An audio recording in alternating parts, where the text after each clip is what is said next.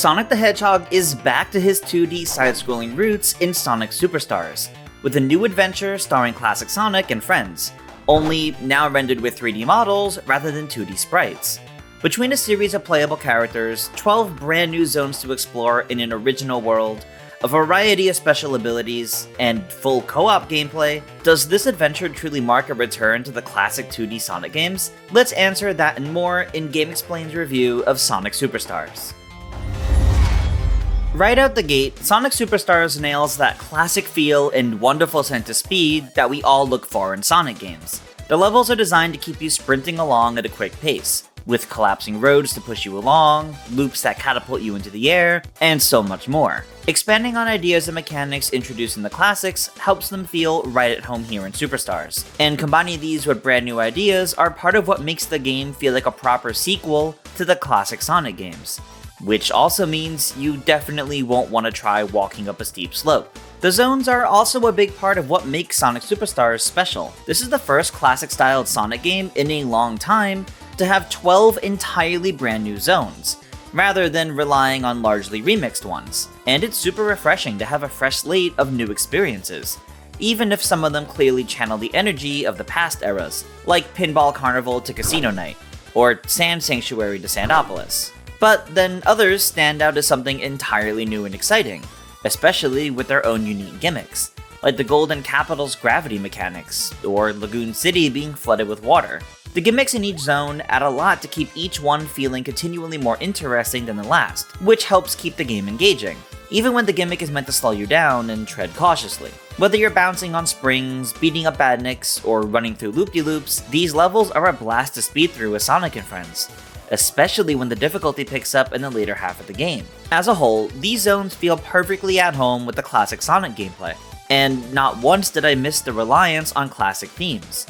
There were even special character-specific levels in some zones that make even better use of their unique playstyles. For example, Amy's act is filled with giant fruit that can only be knocked away with her hammer, and is clearly designed well around her abilities. Speaking of Amy, she joins the cast as one of 4 playable characters, alongside Sonic, Tails, and Knuckles, which you can swap between them at any point from the world map. You can even play with all of them together at once with the 4-player multiplayer co-op. Of course, they all have their own unique traits, like Sonic's drop dash, Tails' flying, Knuckles' gliding, and Amy's double jump plus hammer attack, and each one brings something unique to the playthrough. While Tails may be my favorite Sonic character, I ended up enjoying speeding through levels as Sonic the most, although Amy's hammer does make for some satisfying gameplay as well, allowing you to attack enemies that the others can't. But beyond each character's special abilities, there are even more powers Sonic and friends can unlock by finding any of the 7 Chaos Emeralds, each of which grants a new Emerald power, like a swarm of clones, the ability to swim, revealing invisible platforms, and more. While you can use these powers anytime you want, you can only use each one time until you hit a checkpoint, which restores them. The thing is, the abilities aren't all that intuitive to use. Whenever I gained a new ability, I promptly forgot about it until the game provided an obvious on-screen indicator that it's time to use a specific power. Since they need a visit to a checkpoint to recharge after each use, I rarely use them outside of when the game indicated I could. Out of concern I'd just be wasting it. And I never felt a ton of incentive to use the Emerald powers otherwise, as they're generally only needed to find small secrets, like temporary power-ups, or more commonly, a medal, which we'll talk more about later. There were a few instances where I was able to use an Emerald power to find the special stage, but it never felt like the intended way to reach it. While many of the powers are highly situational, I did find the water power quite useful in Lagoon City, allowing me to swim gracefully through the many water sections. But even then, it could only be used once before needing a checkpoint to recharge. Some of the combat-focused powers did come in handy during a few boss battles, but they always ended up feeling like cheap hits against the boss. I just wish the powers were incorporated and executed a bit better, as it would make them more fun to use if there was just more incentive. Of course, finding all 7 Chaos Emeralds unlocks the Supersonic power, which you can activate at any point for invincibility and stronger attacks, as long as you have over 60 rings on hand. It's powerful, and like in the other classics, feels like a worthy reward for putting in the work to get all the Chaos Emeralds. Strangely, I might actually prefer the process of acquiring the emeralds rather than the powers themselves, as you first need to track down one of the large golden rings hidden in each level, which become increasingly tricky to find. These then take you to a special 3D stage where you need to chase the emerald down by web-slinging after it. But the catch is that, as you swing, your ring counter steadily depletes, ensuring that you need to also focus on collecting rings to buy you more time. These stages get progressively more challenging the deeper in the game you get, with the 5th special stage and beyond giving me some serious trouble. And that's not even to mention the challenge of finding these secret stages in the first place. It took me forever to find that 4th Chaos Emerald. And let me tell you, chasing down the emerald inside felt rewarding. Instead of simply speeding through each zone, you have to put in the work to explore and find and earn each Chaos Emerald. Whether you change characters or use the emerald powers, using a variety of ways to enhance your exploration will make finding these special stages not only easier, but also more rewarding. These special stages feel right at home with the other classic Sonic games, while offering something new and making great use of the 3D engine. Now, although there may be multiple gold rings in a stage, you can only get 1 emerald per zone, so any other special stages you find in the same zone, or after collecting all 7 Chaos Emeralds, offer 5 medals as a reward instead. Speaking of medals, you can earn them in the bonus stages too, which open up whenever you pass a checkpoint while holding enough rings. These are recreations of the rotating special stages from the original Sonic the Hedgehog, only now rewarding up to 3 medals instead of Chaos Emeralds. These spinning mazes put your platforming skills to the test, as you jump and bounce through a maze filled with bumpers and hazards, such as portals that will immediately end the stage, and these can get fairly difficult. I found these stages satisfying to get through, at least in single player, and I kept jumping into them whenever they showed up. Which is funny, considering I couldn't stand these levels in the original Sonic the Hedgehog. Maybe the 3D recreations with multiple planes helped make them more enjoyable? I only wish they had more than just medals as a reward. I have to stress though, these bonus stages are only enjoyable as a single player experience. But more on that soon.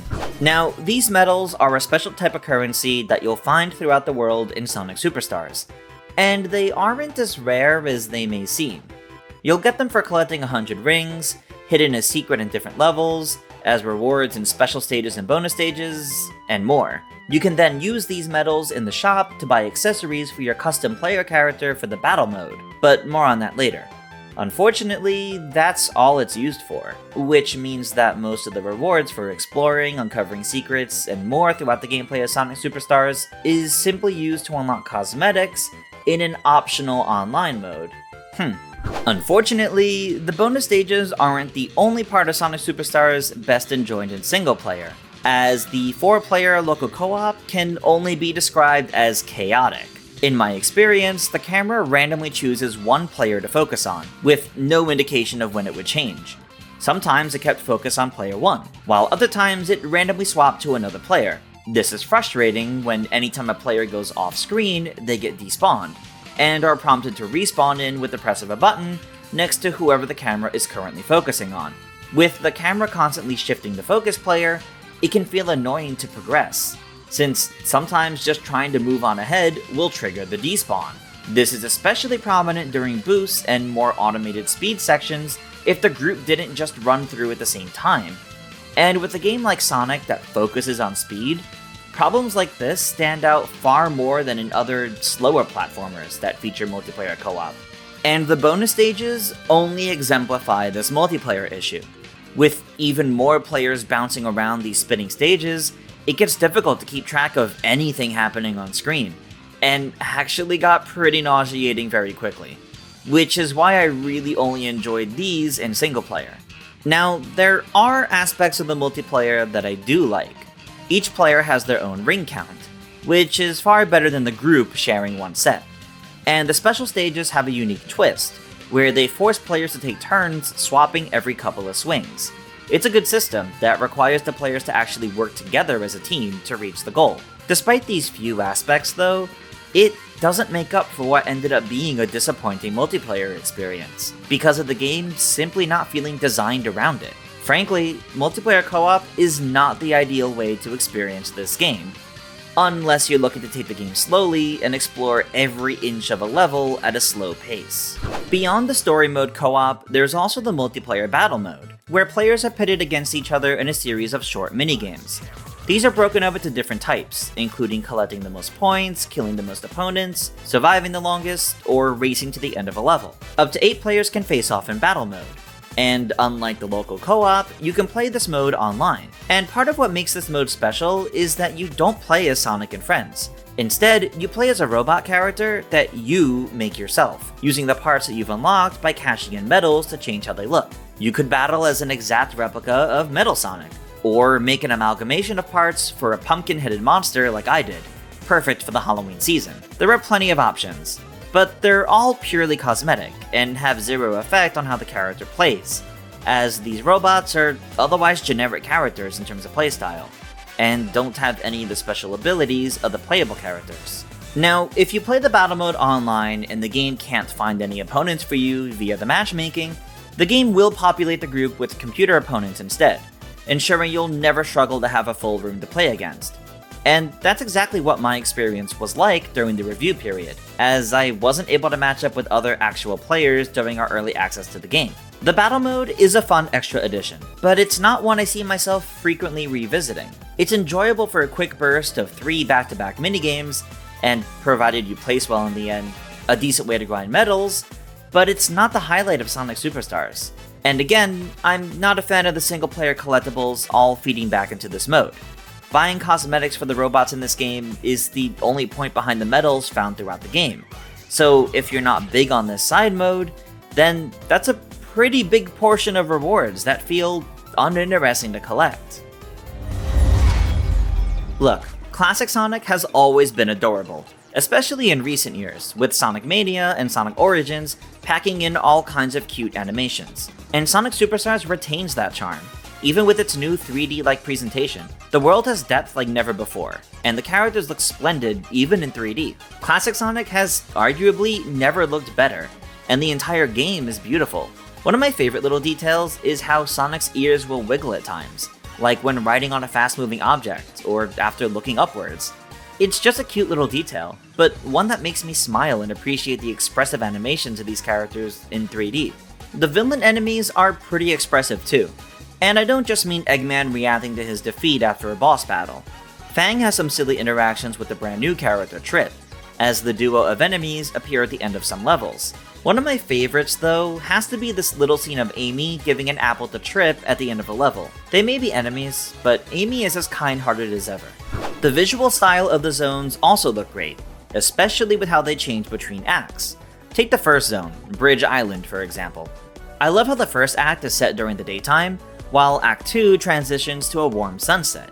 These levels also make use of the 3D space to include some fun details in the background. Sometimes you'll see the enemy you're pursuing in a cutscene, but my favorites are when we see Sonic's friends hanging out in the background, like Amy with this giant walrus, or Tails defeating some badniks. Especially when you're playing in single player, it serves as a reminder that the other characters aren't just sitting idly by. They're also taking part in the adventure, even if they aren't running through the zones at top speed alongside you. Now, beyond the charming art style, Sonic Superstars also runs at a smooth 60 FPS. And not once did I notice a dip below that during my gameplay with the PS5 version. Everything feels quick and fluid, which is perfect for the high-speed platforming of a Sonic game.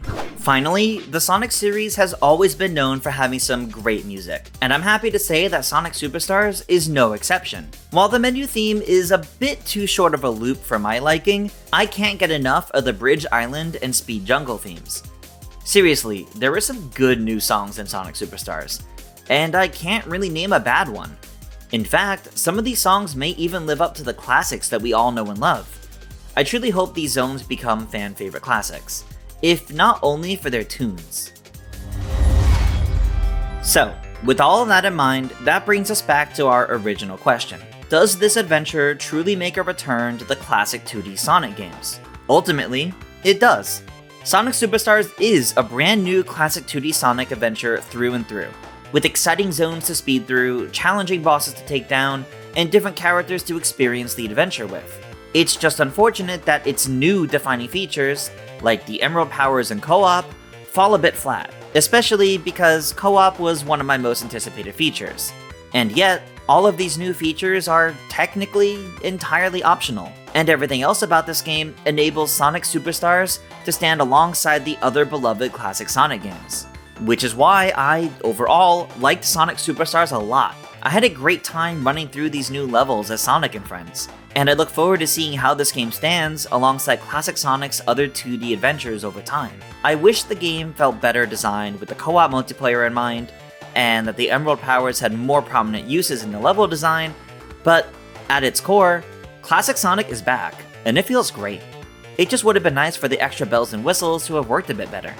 With that, thank you all so much for watching our review of Sonic Superstars. Let us know your thoughts down below, and if you plan to jump into this 2D Sonic adventure. Until next time, farewell everyone.